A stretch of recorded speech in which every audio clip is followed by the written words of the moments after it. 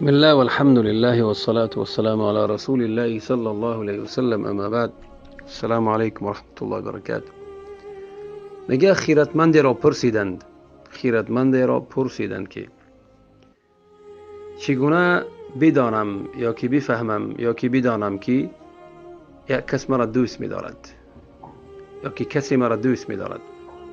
چگونه بدانم که کسی مرا دوست می‌دارد؟ پس در جواب حکیم گفت کسی که غم تو را می‌خورد. کسی که غم تو را می‌خورد. یکم کسی که یعنی علامت نشانه های دوستداری انسان همین است که غم تو را می‌خورد. یکم. دوم، درباره تو میپرسد یا که از تو میپرسد. سوم، از تو هیچگاه ملال نمی شود. از تو هیچگاه ملال یعنی که تو او را چی کاری کنی از او چیزی بپرسی او از تو ملال نمی شود. چهارم، یگان خطایی کردی می بخشد.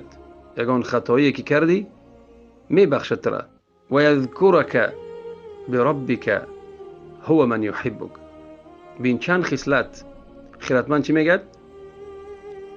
چگونه تو میشناسی کسی را که تو دوست می‌دارد؟ یکم، غم تو را می‌خورد. دوم، درباره تو میپرسد. سوم، از تو ملال نمی شود. چهارم، گناه تو را میبخشد یگان خطایی در حقش کردی. پنجم، تو را به پروردگارت یاد میکند. تو را به پروردگارت یاد میکند. تو را یاد میتید دین تا که دین تا بفهمی، پروردگار تا بشناسی، پیامبر تا بشناسی، دین تا بفهمی. یعنی که دین علم است.